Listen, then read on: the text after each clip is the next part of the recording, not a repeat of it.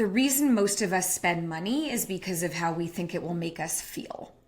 Women that I've worked with who have debt, when we really unpack it, most of them were trying to fill some sort of hole or void in their life. It was never about the stuff. For me, I know I shop when I'm bored or I'm sad or I'm anxious. I don't need another handbag, but I will find myself surfing for another handbag on the internet at 1 a.m. when I'm feeling stressed out. And so to me, the most helpful thing has been to ask that question: what's the real need under the buying, and how can I meet it in a different way that has nothing to do with spending money?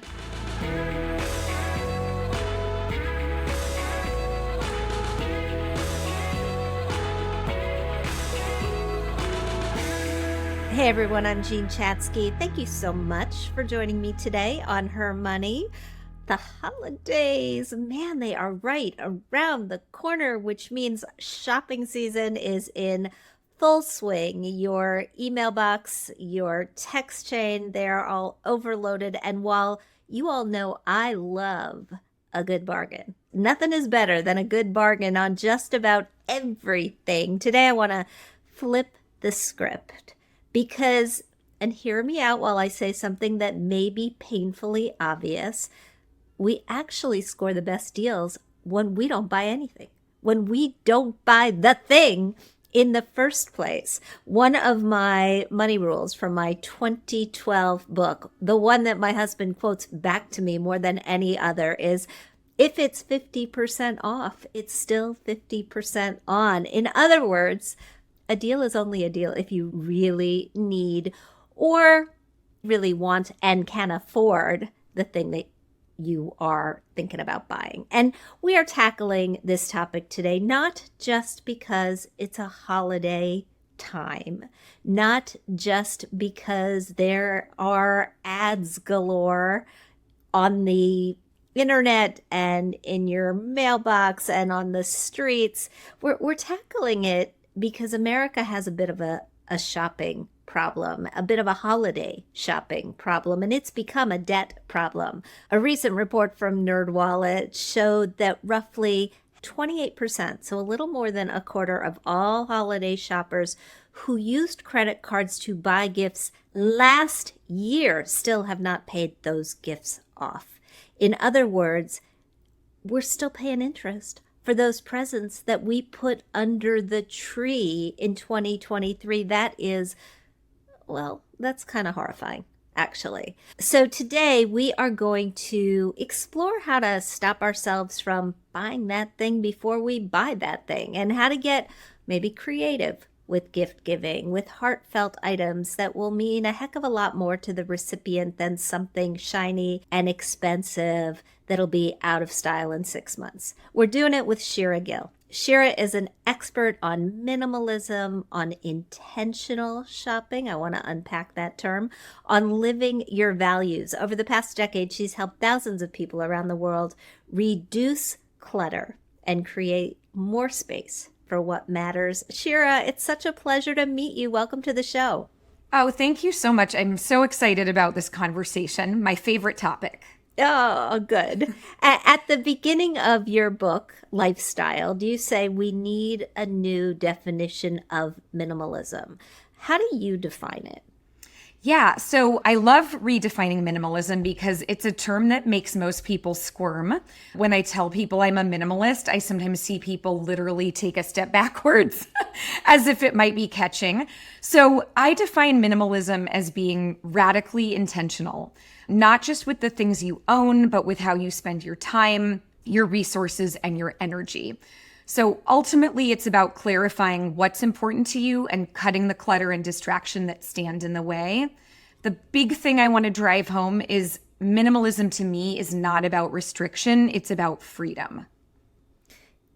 Unpack that for me. How is minimalism? And by the way, I think I kind of get it, because when I go through the exercise of cleaning a closet, like really paring down, getting rid of some of the clutter and some of the junk and some of the unnecessary things, I feel like I can breathe.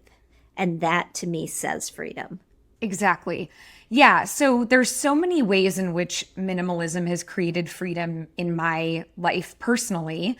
And the thing that I think about the most is how time is our only resource that's not renewable. So everyone I know wants more time, right? And by living intentionally with less stuff and even sometimes doing less in your life, it's one of the only ways I know to create more time.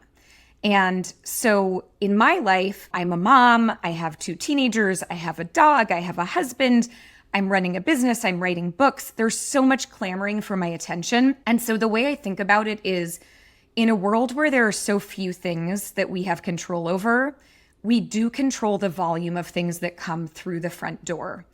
And for me, the less that I have physically in my home to manage, the more time I have, the more space and freedom I have to do things that I enjoy, and the more money.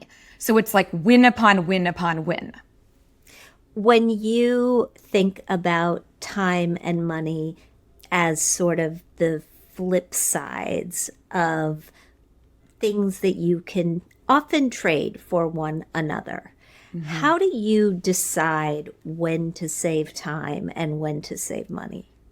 I love that question. So I have a very values-based approach, both to home organizing and just to living. So an exercise I do, always asking, what do you really want? At the end of the day, what are you hungry for in your life? What do you want your life to look like? And then from there, once you have that clarity and that big compelling yes of this is what I want, it becomes remarkably easy to say no to other things that don't aid in that vision, add value towards that goal. So a simple example is I love travel. I live for travel. And as a mom with a dog and all the responsibilities, it's hard to travel. So I think, okay, in my home, and this was years and years ago when we really didn't have the budget to travel, I thought if I could curate a really minimal home that felt like a boutique hotel, we could rent it out on Airbnb, we could do house swaps with people. And so literally by owning less stuff, I could maximize my life. I could take my kids to Paris or Tokyo. And we did this on like a shoestring budget. So it's all about thinking, what are those things that you want, those big gains, those big juicy goals? And then do the things that you surround yourself with help you get closer to that or create clutter and distraction and a time suck and an energy suck. I love that. I remember, gosh, I don't even remember what book I was writing at the time, but I was working on a book and was digging into this idea that having a lot of stuff actually does cost you time, and came up with this ridiculous statistic about how much time we spend just getting dressed and why, using myself, just a little me search as an example, why do I spend so much time getting dressed? Because I have too many choices, right? I actually did that 6 items or less experiment about a decade ago, where for a month I wore 6 things, not counting underwear and shoes, by the way. Wow. That was it. Those 6 things. I got dressed in about 30 seconds, right? There was nothing to choose from. Now, I did not wear any of those clothes ever again. They all got retired very, very quickly. But it proved your point, that sometimes when you have too much choice, you spend too much time choosing, if that makes sense. Absolutely. No, I mean, what I've seen, it's so interesting because I've seen every type of house and every type of family. And the big thing that I see is that most people really are drowning in clutter. And it has an emotional cost, it has a physical cost, it has a relationship cost. I've had people tell me that by decluttering and organizing their homes, they've saved their marriage because there was just so much stress in the home, managing all of the things, making all of those decisions constantly, that I think by stripping away, like even in your example of the wardrobe, such an extreme example, but my brother wears the same thing every day. And so easier maybe for a man, right? But he wears a black t-shirt and black jeans every single day. And what he said that it's done is it's enabled him to get up, almost like a monastic practice where he just puts on his uniform and it's 2 seconds. He never has to think. And so that has freed up so much time and energy. He has one of the most dynamic lives of anyone I know. I really do think part of it is that commitment to simplifying his life where he can. And gosh, if I think about if I wore the exact same thing every day, how much money I would save on clothes, it's kind of unbelievable, right? Yeah, it really is. All right, so if we're trying to think about getting to this point where we know what we value so that then we can put our time and money there, how do we best get a sense of what we truly value? Yeah. So I think it starts with some very intentional questions that most people, frankly, don't have the time or bandwidth to slow down and ask. But I think even if you just slow down for 10 minutes and ask yourself, I have 3 prompts. One is, what's being neglected that you care about deeply? The second one is, what new result do you want to create? And the third one is 2 parts. What do you want more of in your life, and what do you want less of in your life? And I think even if you just take literally 5 minutes and kind of give your brain the chance to come up with those answers, I always ask these questions to my clients, and it's really fascinating to see what they come up with, because sometimes it's as simple as, I just want to be able to curl up in a corner and read on a Sunday. And I feel like my life is so overstuffed that I can't even do that. And so then it's thinking, okay, well, how can I enable myself to carve out that time with a book? And what's interesting to me about these questions is nobody ever really says the missing link in their life is more stuff or Right. like a bigger house or a fancier car. It's always about the real things that bring us fulfillment, like more meaningful relationships, more time with our loved ones, even more time to pursue a creative goal or a career goal. But what I found, just anecdotally in my work over the past 15 plus years is we think and we're sold this bill of goods that the things that we should want that will make us happy are more things. And it's so easy to fall prey to that because those messages are literally everywhere. They are Telling us we'll feel better, we'll feel happier. And what we know from science and research is that the things that make us happier are meaningful connections with other human beings, work that is fulfilling and satisfying, and contribution to something bigger than ourselves. And that's the real meat of what it means to be a human being, I think.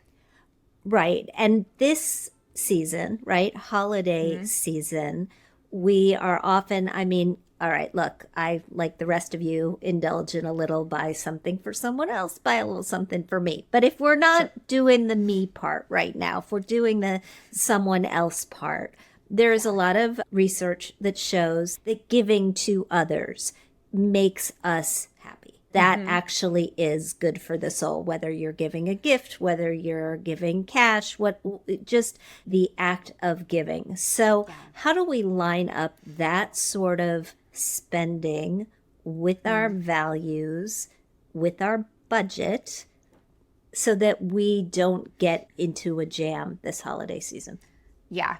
So I think it's all about starting with the intentionality of, I always like to make a list, like, who are the people I want to give to this season?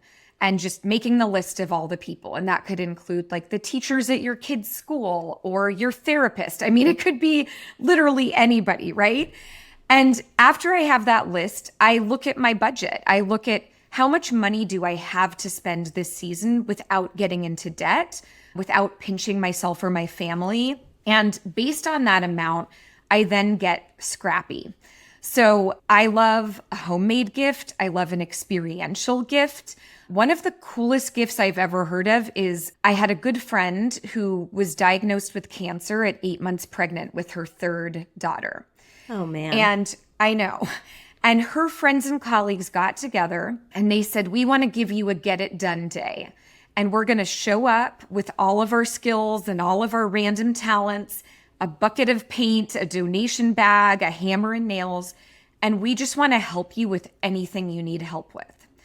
And so during that day, they just gave of themselves, right? It didn't cost them any money. And she told me they helped her with these like projects that had taken her forever that she hadn't gotten around to, like hanging art, setting up the nursery for her new daughter, getting donations out the door, baking a casserole so she had food in the fridge. And at the end of the day, they all had a beer and a pizza together. And she said, not only was it the most incredible thing for her, but as you said, it feels so good to give and give in a way that really does feel meaningful. And they all started saying, we should do this for each other. There doesn't have to be an emergency, right? To just show up at a friend's house and say, hey, you've got me for a few hours. How can I help? Can I make you dinner? Can I watch the kiddos? And to me, that's so much more valuable than a bath bomb or a sweater. So I think, while there may be some people in your life who you know really love a bath bomb or a sweater, and you want to allocate your budget to that, I love thinking about what are the creative gifts that we can give that will be so much more memorable, ultimately, and meaningful and heartfelt. And so I like thinking about what are the things you're good at and how can you help someone else and bring joy to their holiday season. I love that. I mean, I think that's an amazing gift, right? Just to show up and hang artwork. Like I've got artwork. That would be good. I started the show talking about debt, and it's really upsetting the degree to which we've piled on a lot of debt in especially the past year. I understand it. Inflation has taken a bite out of a lot of people's day-to-day budgets. But the fact that we spent money last holiday season and a quarter of us still haven't paid it off is a problem. The fact that so many more people over the age of 60 are carrying debt is a problem. What are some values-based mantras that we can carry around with us that can help us start to pare this debt back? So in terms of values-based mantras, I think getting back to thinking about the reason most of us spend money is because of how we think it will make us feel. And ultimately, we're all wanting to feel better in some way. The women that I've worked with who have debt, when we really unpack it, most of them were trying to fill some sort of hole or void in their life. It was never about the stuff, right? Yep. And so to me, the most important thing is to ask, what's the real need here? What am I trying to fill by buying things? And how can I fill that without buying things? So a few quick examples, like I had one woman who was just kind of recklessly buying and shopping all the time and got herself into a huge amount of consumer debt, which of course did the opposite of making her feel better because it had such a cost in her life. And when we really slowed down and asked, what's the real desire here? What do you need?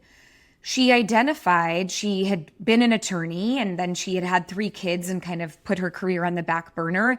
And she just felt empty. She felt like she didn't have an identity anymore. And so once we figured that out, she realized she wanted to go back to school and she wanted to become a landscape architect. And all of a sudden, she was like, I'm getting this need met of like a new identity, a passion, a skill. I don't even think about shopping anymore. So I always think it's really about getting to the root cause of why are you spending in the first place? Beyond a certain amount of things that we all need to run our lives, most of us don't need to recreationally shop all the time. And so for me, I know I shop when I'm bored or I'm sad or I'm anxious. There's always some sort of like hole I'm trying to fill because I don't need another handbag, but I will find myself surfing for another handbag on the internet at 1 a.m. when I'm feeling stressed out. To me, the most helpful thing has been to ask that question, what's the real need under the buying? And how can I meet it in a different way that has nothing to do with spending money? Love it. So these holidays, quote unquote, holidays have become as big as Halloween and Mother's Day, Black Friday, Cyber Monday, Giving Tuesday. I'm a fan of Giving Tuesday. Small Business Saturday. Also a fan of Small Business Saturday. But you get my drift. We've got a whole weekend devoted to watching your money walk out the door. What are your thoughts about these events and how do we navigate them? Yeah, so I'm really with you on, of course, I like to support small businesses and giving back. Black Friday is not one that I choose to support. And I think because I've been in so many people's houses for the aftermath of Black Friday, I can tell you that it's when a lot of impulse purchasing happens, a lot of intention goes out the window. A lot of things seem really important because they're time limited and designed to make us feel kind of frantic, and the scarcity of what if it goes away or what if I miss out on this deal.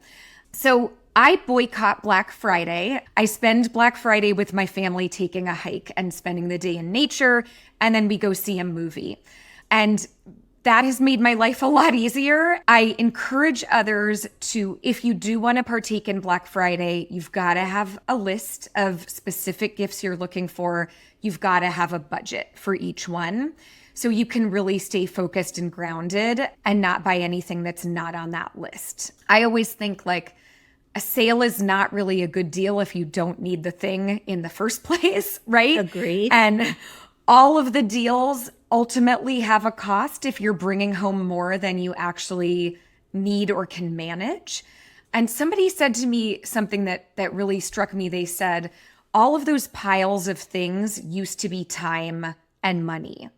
And so that's like a quick hack I like to use for myself. If I'm feeling like, ooh, I really want that deal, I think, would I rather have the thing or would I rather have the time and the money? And for me, I think because I value travel so much, I love to eat out. There's plenty of things I love to do that cost money. I'm always doing the trade-off of would I rather have the thing or would I rather put it towards an experience that I'm so excited about? I think it helps to do that sort of a mental exercise and convert the thing into hours of your time. I often have encouraged people to try to take the object, take the thing, and translate it into actual hours of their time. And I'm surprised that there are people who have never done the calculation to figure out what an hour of their time is worth. The easiest way to do this is to lop off the last 3 zeros and divide by 2. So if you're making $80,000 a year, you lop off those zeros, you divide by 2, you're $40 an hour. So $40 an hour, you can decide, do you want that thing or do you not want that thing? It's just a good rubric to have in your back pocket. The other thing I think about, and granted, I've been thinking about it because, as my listeners know, we lost my mom this year, and I am just coming through the other side of clearing out her apartment. And, oh my gosh, I mean, she just saved. She wasn't a hoarder, but boy, she was the family memory bank, and she saved everything. And there was so much. And I do sometimes think about if you sold things, if you have extra things, and you're thinking about not getting yourself into financial trouble for the holidays, what could you get rid of in order to fund your adventure? Right? It's a little bit of a play on your swap houses. What are other ways that you could fund what's going on in your life? How do you talk to people about this idea of decluttering, getting rid of stuff, maybe making a little money while they're at it? Yeah. So again, it goes back to what is the life you want and what are the things that you need to enable that life? So for me, it's so funny because I run this organizing business and I write books, and I realized all I really need is a computer and my brain.